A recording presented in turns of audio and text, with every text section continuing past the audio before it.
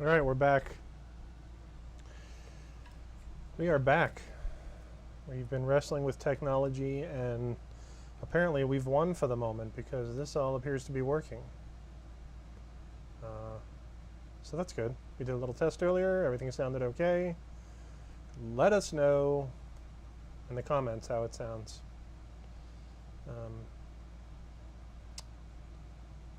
So we're streaming directly with the mics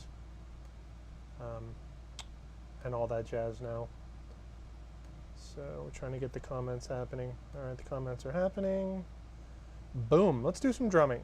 All right, let's talk more drumming. Right, that's what I say. Let's do some drumming. Let me know how it sounds.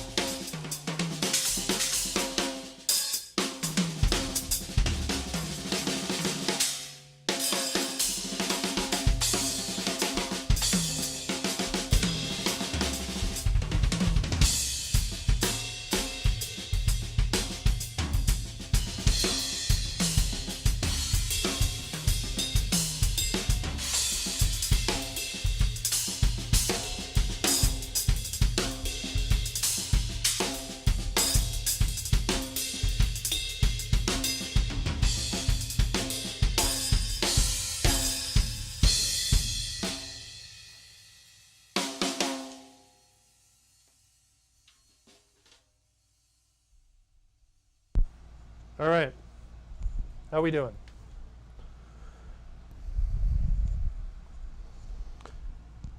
Just repeating my stuff over and over. I like that Naningo, you know? I'm just like, I'm not as good with the cross stick, like getting the cross stick when I want it, switching from, you know, whatever I'm doing to getting that good cross stick sound. It's hard, you know, but I knew it didn't sound good, but I just stayed with it, you know? Like that's what I'm trying to do, like force myself to like stay in the bad place and like iron out the kinks, you know? Because it's possible to worry too much about, hey, people are watching and whatever, and it doesn't matter. It's about practicing, it's about getting better, and that means finding the things that don't work, like, and stay there and like work them out, you know? Yeah, so we're doing that. Welcome. My name's Steve. I play drums. Thanks for hanging out. Thank you for hanging out. How's the voice? Is the voice level okay? Let's go back and read some of the comments. Keith says hello. Justin says it sounds good. Thank you. ECU says blujda. There's a couple blujdas in there. Everyone's like, I can see and hear you. Yay! Tremendo, says Paulo. Thank you, Paulo. Kind of hi-hat. The hi-hat, this top hi-hat cymbal is pretty old. This is like literally, this is a mid-80s 13-inch new beat. This thing is probably the oldest thing on the kit. It's just an old 13-inch new beat that I bought, or I asked for Christmas in junior high, simply because I saw that that's what like Neil Peart used. And so I was like, that's what I want. But this bottom is not old. This bottom is like a newer custom special dry 13 that I got from Zildjian. I am a Zildjian artist, and so I get to go and check things out and take what I like, and I love Zildjian, like I really do. All my life I've played them, and you know, I don't do a lot of touring or anything these days, and so I'm sure it doesn't, you know, it's not like I'm asking for tons of stuff all the time, but I do like the stuff that I have, you know. It's important to me to have, you know, particular sounding, you know, a hi-hat and the two crashes and the ride, and I'm pretty particular about that stuff. But anyway, that answers that. That's the hi-hat. Old school top, new school bottom.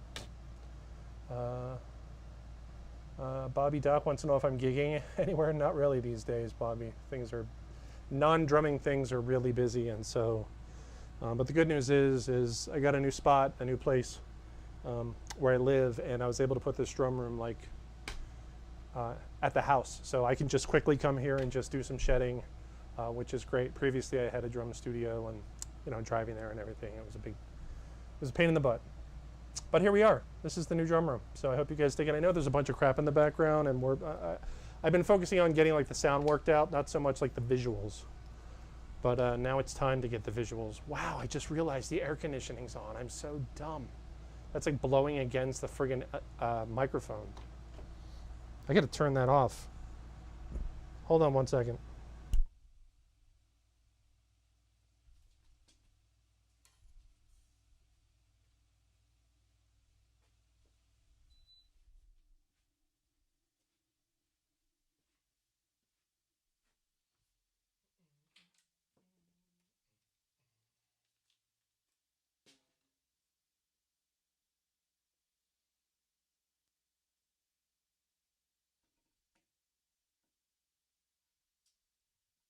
All right, I'm kind of bummed that I left that on because it tends to blow against the microphone, and I'm surprised that it didn't sound worse. Maybe it did, who knows, I guess we'll see.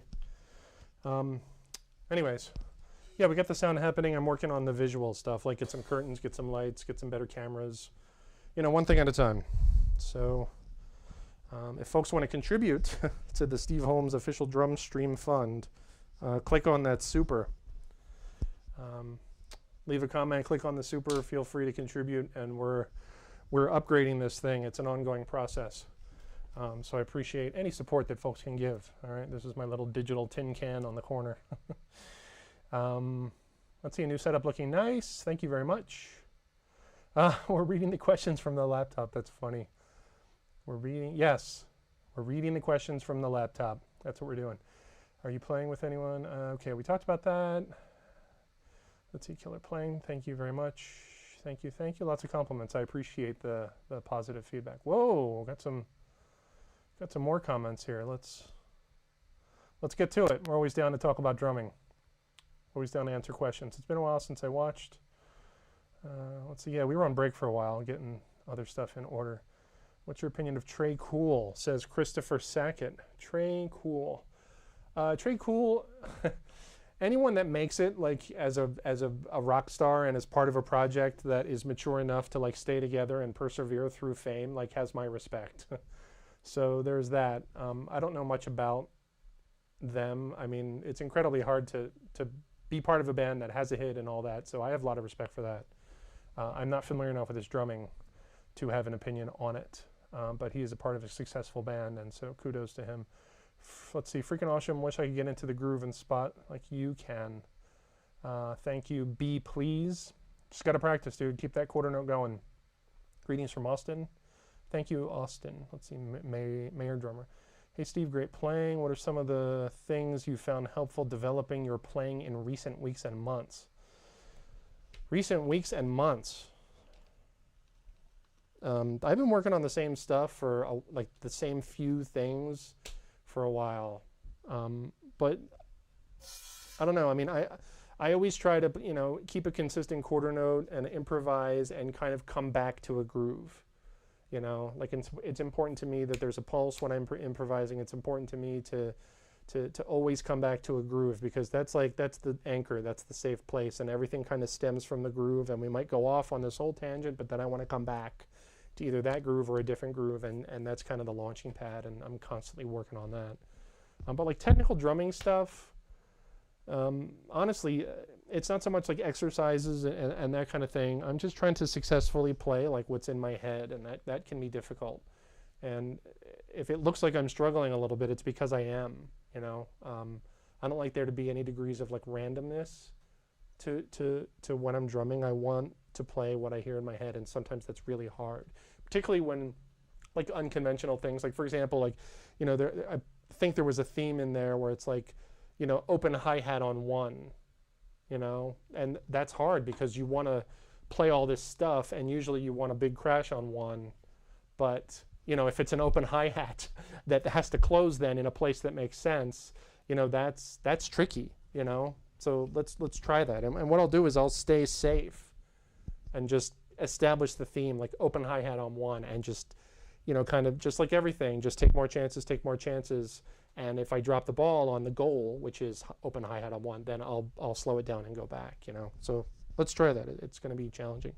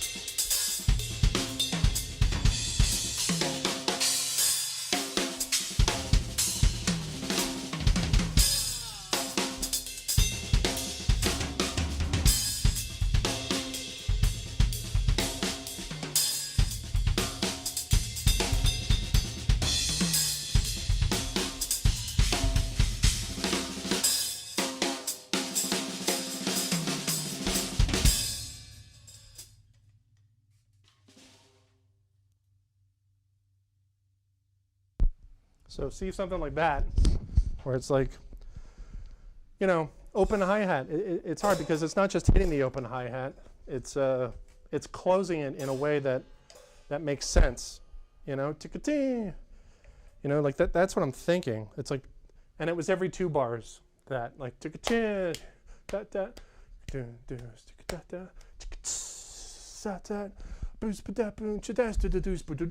know, so coming back to that unconventional thing forces me to think differently. So that's something that I'm trying to do a little bit. So I hope that answers your question. Alan SJ5. Levels are good, says. All right, thank you. Dave Beck, Steve, you've spent so many hours in the practice room. Your hand position and movements are truly elegant. I feel sure you don't agree with that, but I promise it's true. Thank you very much. Thank you for the compliment. Let's see.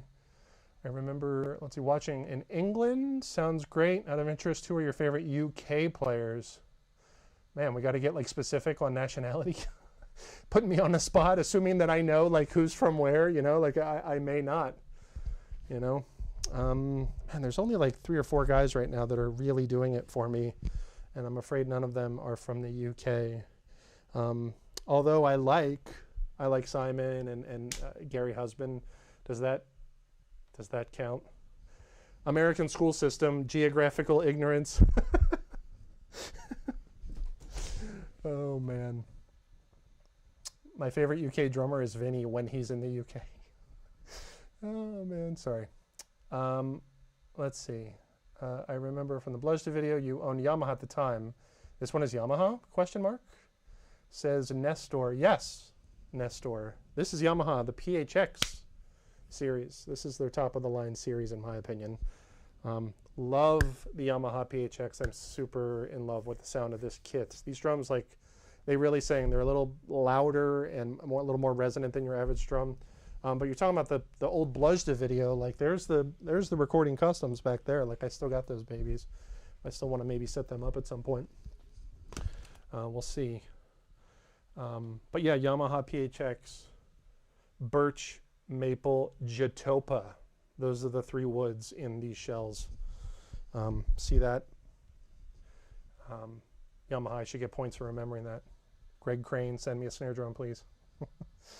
Let's see, serious question. Second question. Who are some musicians you've discovered lately who you want to give a shout out to, not just drummers? All right, there's a guy on Instagram that I love. His name is J. Scott Drummer. Man, I love his drumming, you guys. He's does the stuff that I love. He's got the freedom. He's got the facility. I could tell he's practiced all this stuff. And he really makes an effort to like experiment and play stuff. He's got a ton of videos on Instagram, and a lot of them there's like different setups, which I like. Like he's experimenting, like, hey, just a 3-piece, 4-piece, 5-piece, and he's got one with like lots of toms. So he pushes himself, and I really like what he plays, his phrasing. I really like it. J. Scott Drummer on Instagram. Also, I'm on a Brad Meldau kick, who's, you know, a well-known pianist. But since you're asking, like, I've been listening to a lot of Brad. I just love that guy's music, you know. I've been really enjoying Ari Honig. Again, well-known, but yeah, Ari put out a video on Instagram recently with him, like, literally playing on the street with a trio. And it was this clip of him, like, soloing over this really cool vamp. It was like a 2-bar thing where, like, the piano hit was like a 16th after the downbeat, and then the second bar was on the downbeat. It was like bum bum bum bum bum bum bum bum bum bum bum bum bum. It was crazy. I'm not even doing it justice, and I probably don't even have it right. Like, it was nuts. So really love Ari, and I actually got a kick out of it because I put a comment on his video. I put, like, I don't know, I put a compliment on there. I'm like, are you kidding? This is crazy, and he liked it. I get a kick out of, like, when drummers that I really look up to, like, interact on the internet. I just get a kick out of that. I love interacting with drummers that I admire. Let's see. Didn't notice the AC. Okay, that's good news because it was blowing on the overheads. Let's see what else we got here, folks, and we'll get back to some drumming. Did your time off help and come back fresh? Benefits of the time off? Yeah, you know, lots of non-drumming stuff going on. But yeah, everything's great. I'm super happy. This is maybe the happiest I've been, to be honest, because all my needs are, like, being met in a great way. So, but even when I'm not drumming, like, the drumming is always happening here. And I tried to, you know, I added this little stack thing here to try to, like, force myself to to find the best ways for it to be used, you know, because it's an ongoing process. I mean, maybe some folks don't do that, but like this thing, like I talked about this before, but I'm going to talk about it again. It's like if you cook with the same recipe over and over, and then you add one ingredient, it like makes you re-approach the whole thing, right? Because that one ingredient, if it's used well, it can make it better. If it's used poorly, it can make it worse. And so, you know, I got to ask myself, like, you know, what's the best use of this thing? Because it's possible you're going to hit it and it's going to get lost in what you're playing. So I would prefer to use it in a way to where it doesn't get lost. And so what's the best way? Like, what are the strengths of this? You know, it's like, it's short, it's staccato, it has a unique sound. And so, you know, like putting it in grooves and putting it in fills and playing it, you know, like by itself, or like, you know, what drums sound good with it together, you know, it really forces you to think. So like while I'm improvising and I'm like, okay, you know, I hear this thing in my head and I have to remember, like, okay, play it in a way that makes sense. You know, don't just play it, you know, like an existing sticking that I like and I just happen to put my hand on it, you know, like that's no good. People do that kind of thing a lot. It's like, let me play this thing that I know and I'm just going to put my hands in wherever they go. And no, I want to be specific and intentional about what I'm doing. Let's see. Great response, Steve. Informative. Appreciate your honesty. Okay. Yeah, no worries. AC makes a difference. You have a heart attack. Yeah, it's friggin' warm in here. This is fun. I'm enjoying chatting with you guys. Variations are always good for you. Okay, do you always practice match grip? Do you also? I don't, but I might have to at some point because my I'm getting old, you guys. My hands are starting to, you know, show their age. You know, I really have to, you know, do warm-ups and stuff before I play.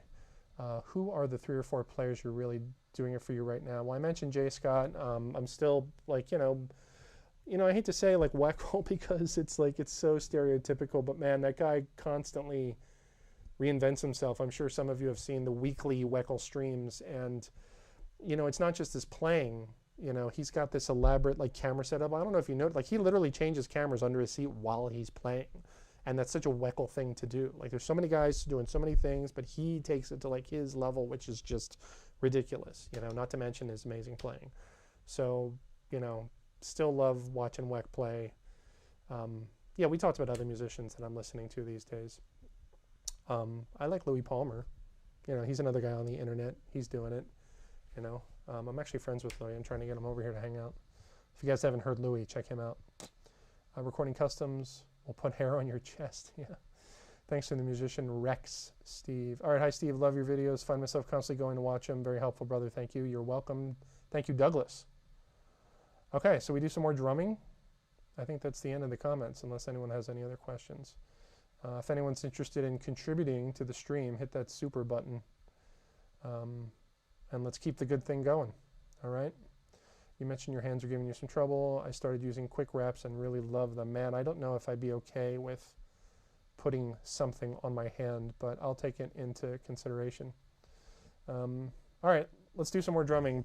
I'm going to start repeating myself here pretty soon on the drum set, so I don't know, it might get boring, but we'll see. Do you use single or double pedals? I have a double pedal here. And I'm like from the Steve Smith school of double bass drumming, you know, a lot of old school, like that kind of thing. Yeah, not a lot of double bass tips from me. I can't talk and play at the same time. I mean, I can try. I'll show you my favorite double bass trick that's super easy to do, okay? The first step is playing like a basic phrase with both your hands, like dat, dat, dat, dat, dat, dat, dat, dat, right? Like you play that with both your hands, dat, dat, dat, dat, dat, dat, dat. And then you just fill in like quick doubles with your feet in between, right? Which sounds simple, and like a lot of things, you know, a lot of things are simple and you can do them, but like, what are you going to do with that? Like, are you going to play in a cool way? Are you going to play in a musical way? Like, how you use the thing is more than half of it, you know? So I'll demonstrate it, and then maybe I'll put it in grooves and stuff and show you different ways that I do it. But after that, I'm just going to keep playing. So thanks for hanging out, you guys.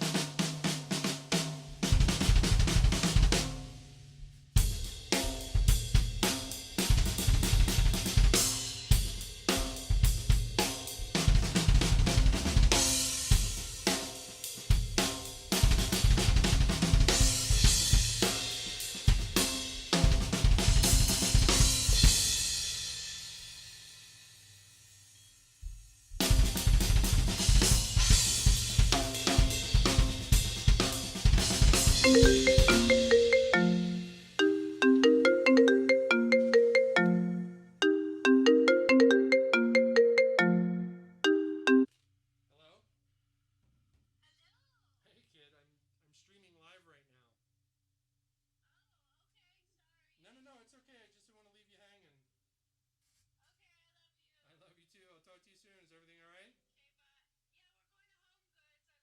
All right, have fun. Bye. Bye. My wife.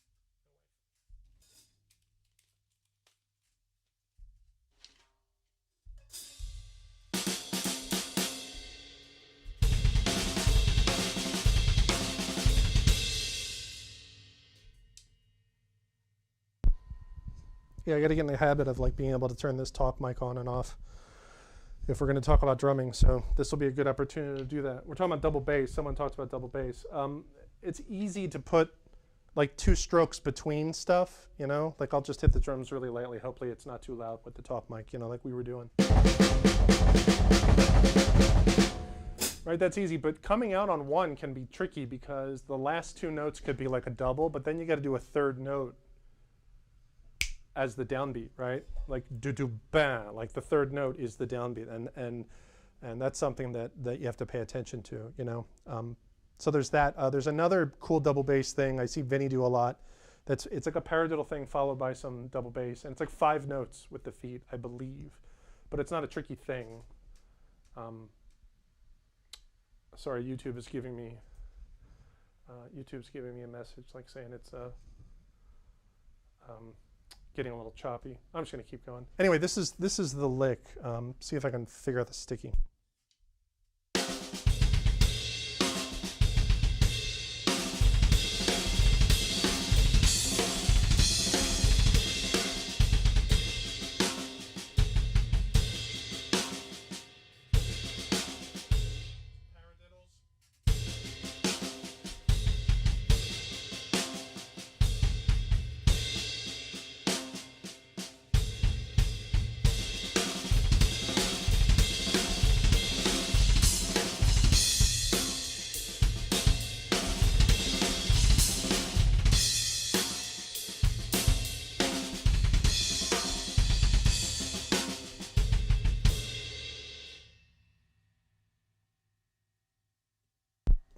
All right, so I think it's that's a left-handed paradiddle. Paradiddle, and then 1, 2, 3, 4, 5. But that 5th note is like the downbeat of a new paradiddle, which is right-handed at that point. Again, right, left-handed paradiddle, and then right with the right hand, and then that starts the 5 notes with the foot.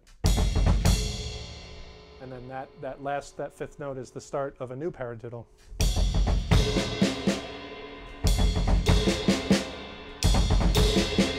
All right, and then that's the end of it, right? So left-handed paradiddle.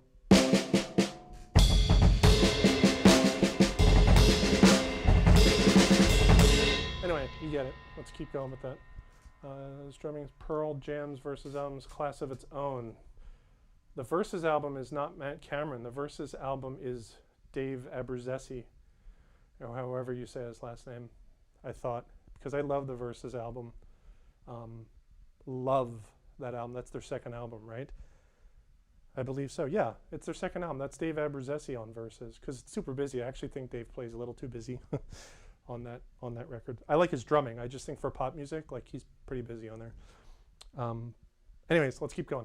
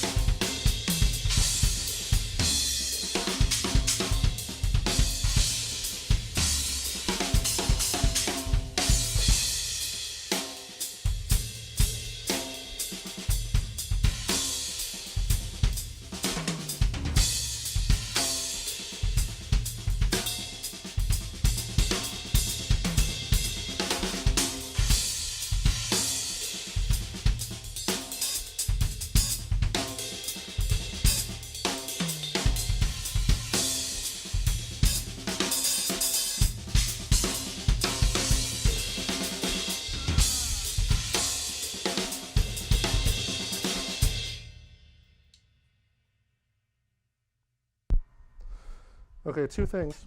I see people are debating about the Pearl Jam thing. I'm not sure what, I'm talking about their second album. I don't know the name of it, so I don't want to misspeak. Okay, the second album that has Glorified G and Don't Call Me Daughter, those tunes, and Rearview Mirror, those tunes. That record, that's the record that Dave plays on. Anyway, I wanted to mention, someone asked about like, hey, Steve, what are you working on and stuff? And as I'm improvising, it's coming to me. Like when I'm playing like 16th notes, I'm trying to work out like some flam stuff so that in the middle of those 16th note phrases, I can put cymbals on them at the same time. I see Giergo do that a lot, Giergo Borlai. For example, like, flam paradiddles, like flam. It's just a paradiddle with a flam. Sorry, a paradiddle with a flam up front. So he does that a lot, right? So that's a 4-note grouping. But if you play like, flam right left, that's a 3-note grouping. And so you can mix and match those, A and B, and can put them on different subdivisions, So like you play groups of 4 and groups of 3. Sounds completely different when you're playing over like 16th notes versus, oh, now I'm playing over triplets. So groups of 4 and 3 of triplets sounds completely different versus groups of 4 and 3 over 16th notes, right? And so what I want to do is like, kind of get comfortable with that and learn how that sounds so that I'm free to pull that stuff out like while I'm improvising. And I mentioned Giergo because he posted a video recently of him warming up, and he was doing like everything with his left hand. All the cymbal hits that I'm talking about, he was like left-handed paradiddles, like on this china that was a mile away. He's like, like it's crazy. So that's another thing that I'm working on. So I'll sprinkle some of that in, and we can mess with that a little bit.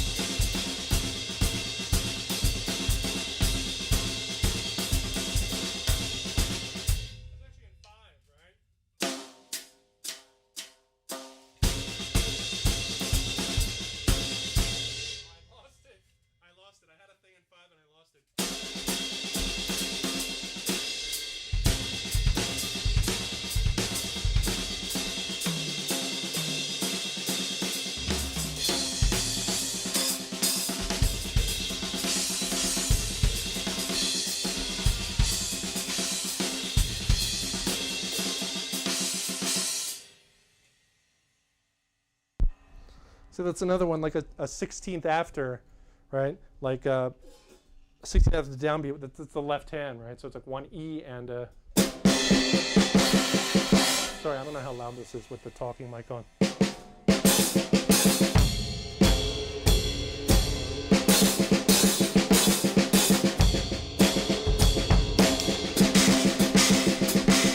That kind of thing. Also messing with that.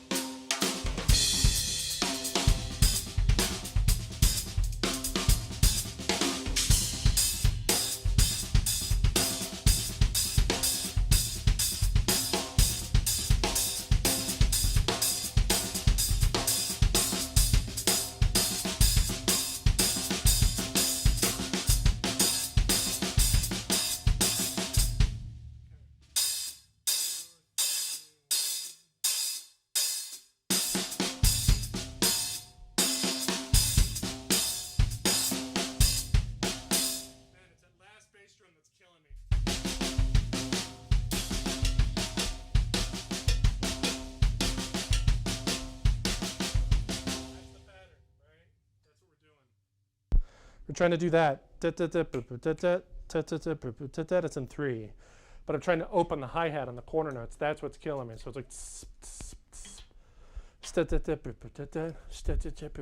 like that's what I heard in my head. But the coordination is preventing me from doing it because I'm trying to put a bass drum like at the end of bar 3. That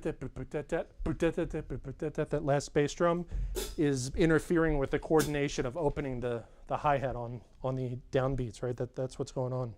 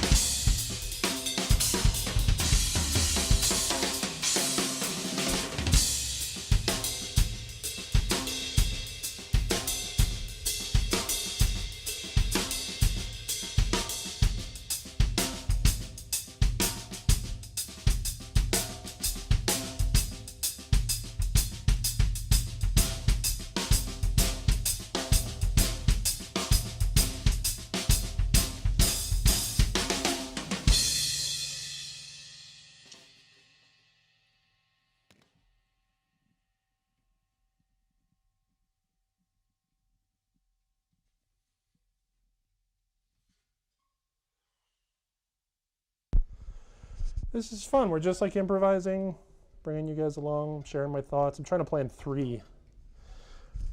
3 at the end there. Playing grooves, blowing, playing grooves, blowing, playing grooves. Like that's what it's all about. How are we doing? Are we still streaming? I think we are. I think we're still going. Opening a hi-hat in those quarter notes, left foot independence is hard. Yeah, for sure. Yeah, it sounds like a blast beat a little bit. Great traditional grip. Thank you. Peter Davis, here from Halifax, Nova Scotia, sorry.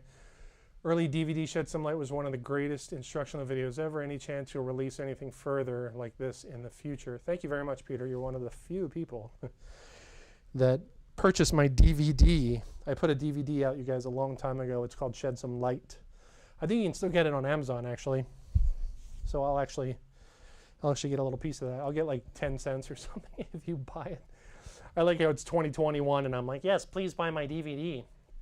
Anyway, thank you for the compliment, Peter. Yeah, when everything that I've done since then is the sequel to Shed Some Light, to be honest. Like, I'm not going to put out a product, if you will, but I mean, at this point, I'm not planning on doing it, but I mean, all the videos on my YouTube channel, they're all the sequel to Shed Some Light. And I've actually revisited some of those topics with like a new perspective, which is always fun. And by revisit with a new perspective, I mean, I can't think of anything to make a video about. Let me make a video about something I've already made a video about, except I'll talk about it differently. Anyways, it's pretty hot in here because the air conditioning is not on. So yeah, we're talking about playing in 3. I feel bad. I'll tell you guys. I'll confess something. I got really inspired. I wanted to do a video for this tune in 3 that I'm not going to tell you the name of. And I asked my guitar player friend to I'm like, hey, let's do this. Let's do a collab video of this song. And he got super jazzed and he recorded the guitar tracks and everything and he sent them to me. And I haven't done my part. I haven't recorded my tracks and put the cameras up and all that, but I intend to. And I've got some other really, really good players lined up to do this collaboration thing with me.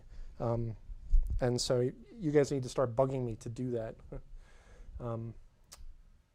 I feel bad actually because my friend Jeff, who did the guitar, I kind of left him hanging. He put together these tracks and I didn't do the tracks. So my wife's coming home here, so that'll be cool. Let's do a little more drumming and then we'll probably call it. I appreciate everyone hanging out. Feel free to support the channel with the supers. Click on the supers and let's get some what I call upgrades happening. I need to I don't know. I need to put up some curtains and some lights and some cameras and all that stuff. Let's keep the good thing going. Left hand going from the hi-hat to the snare. Let's see if you add. Oh yeah, he's talking about. It sounds like a blast beat or something. I've been hearing about you playing drums for years from my wife. Oh, Megan Fish.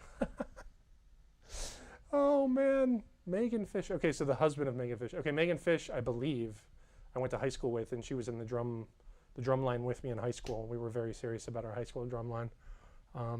Yes, so if that's the Megan Fish you're talking about, then hello, David, welcome, and thank you. Hello to Megan, too. Do you miss the 2 other Toms that used to? Not really. I don't miss them. I don't think it's worth the price of admission, actually. I mean, having a whole other Tom here just to do, I wasn't doing a whole lot with it, and I needed to lower my ride cymbal, actually. That's why guys do that, in case folks don't know. When you reach a certain age, what happens is your shoulder is like, hey, remember how I could hold my arm up indefinitely, really high? Well, we can't do that anymore.